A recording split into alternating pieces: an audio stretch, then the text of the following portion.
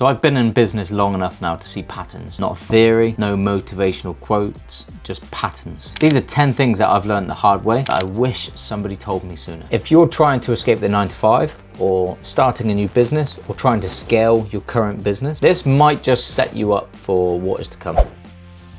Your environment will either pull you forward or quietly hold you back. Get around people with similar ambitions, similar standards, similar goals. Ambitious people will cheer you on. You'll have friends that are ambitious in their career path, but they won't publicly support you. So don't be disheartened if you don't get claps, supportive comments. Just do it for you. Your inner circle matters more than your Instagram followers. Number 2, old friends love the current version of you. Now, this one really is quite the uncomfortable truth. Most friends, they don't want you to fail, but they also don't want you to change. And if you want to become an entrepreneur, there is one demand that entrepreneurship requires, and that is change. Now, you're going to get mates that will downplay it, they'll joke, they'll take the mick. Trust me, I've had it, I still get it, I laugh it off. But there are lots and lots of people that take it to heart. And it's a true saying, your neighbor wants you to do well, but not better than them. It's not out of a place of hate. They don't want you to change. It's as simple as that. So don't take it personally and don't expect everyone to come with you. There's a reason why they call it the 1% club. It's because 99% of the other people aren't interested. You're built different. Number 3, family will react differently. Some family members will fully support you. Other members of your family, even with good intentions, will try and talk you out of it. You may even deem it patronizing, like, are you sure? Have you looked into this? Isn't that risky? Why don't you just keep your job? You're in a very good job, it's safe, good pension. So don't chase proving anyone wrong, just chase your goals quietly. Results explain everything later. Number 4, goals aren't just for New Year. Somewhere after school, we started chasing money, and that's because the mass population do exactly that. They start chasing money and we stop chasing our dreams. Everybody's heard, oh, when are you gonna grow up? When are you gonna go get a job? Goals aren't just for January either. They're for what's next. What do you want to achieve next? And if you haven't got something now to achieve next, create something now so you can achieve something next. Forget the mass population nonsense goal setting. Set your own, right? And if it is becoming financially free, then do it. Start reading entrepreneurial books.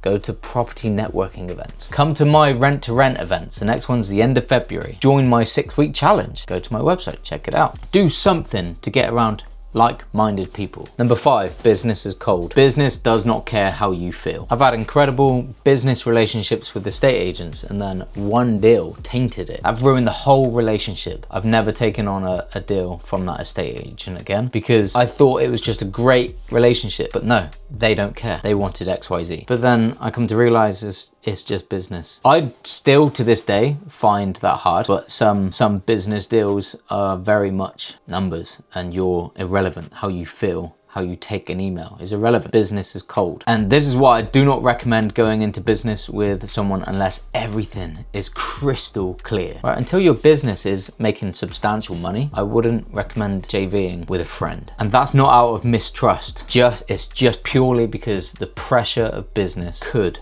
ruin friendships. Number 6, back yourself. No one cares more about your life than you do. You might think people do, but you care more about your life. So why not be your biggest supporter and your biggest critic? Be your biggest fan to believe in yourself, and also be your biggest enemy to hold yourself accountable. If you won't back yourself, don't expect anybody else to. Number 7, be fanatical with money. When you start making money, you need to watch it even harder. Cut non-essential expenses early. Track absolutely everything. Like when I started, I made a target monthly income calculator. I wrote down all of my direct debits. I wrote down all of my standing orders, and then just looked at it. Like, okay, what can I cut? And every box, and it told me potential to save.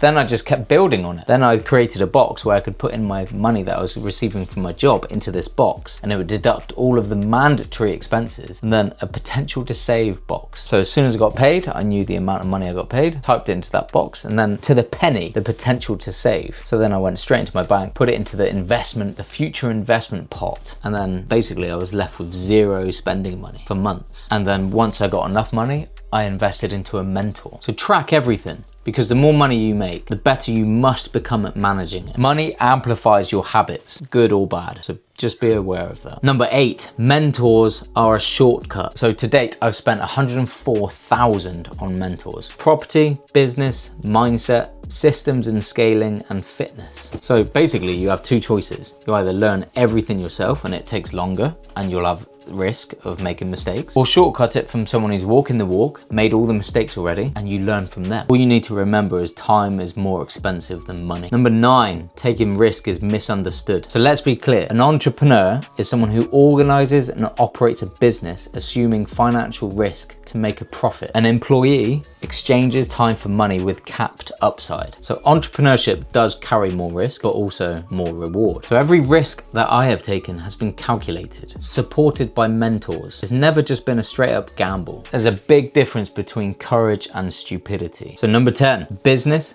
HMRC and structure matter. So HMRC will punish you if you treat your business like a personal cash machine. You need to get savvy with expenses. That includes PAYE, your phone, your spouse PAYE, a SIP pension, reinvesting into assets. There's tons of YouTube videos that you can watch on legitimate business expenses that you can claim that you might not know about. Go and watch those. I will not advise you on here because I'm not a tax advisor, I'm not an accountant. Many of my expenses are legitimate business expenses. Don't take dividends to pay for something that could potentially be a business expense. You need to make your personal life business friendly. You need to start thinking long term, building wealth, not just treating your business like a cash machine. Here's a bonus section. It's about your team and balance and sacrifice. When it comes to people, you need to trust your instinct. If something feels off, then don't force it. You need to hire slow and fire fast. I found this one really hard when it comes to team members, but essentially it's just alignment. The vision you have for the company isn't how they see it. And at the end of the day, this is your business and business is cold. You have to make hard decisions, especially as someone in my position where I have a team and I have a vision. I have a vision for the business. And if somebody isn't quite on board with that vision,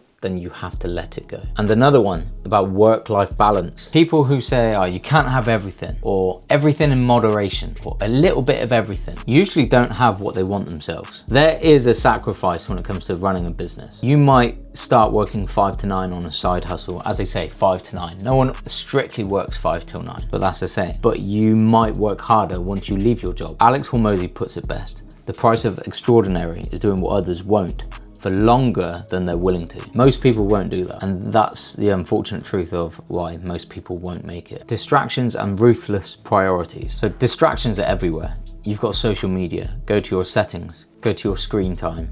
You should feel ashamed of yourselves. You can actually set screen time warnings where you'd have to manually override it to then go back on social media. You've got parties, you've got mates, you've got events, you've got restaurants like dinners, nights out, kid parties if you have children, family commitments. I did not see my mates properly for 12 months when I was starting my property business. And the reason why is because financial freedom for my future children was a lot more important. You don't have to do what I did, but you will need consistency. So decide your priorities and then make sure you live by them. The business is not easy, it is not fast, and it is not for everyone. But if you stick with it, it changes everything. So if this helped, leave me a comment, would appreciate that. And if you want to go into 2026 by building a property business, then go and watch this here.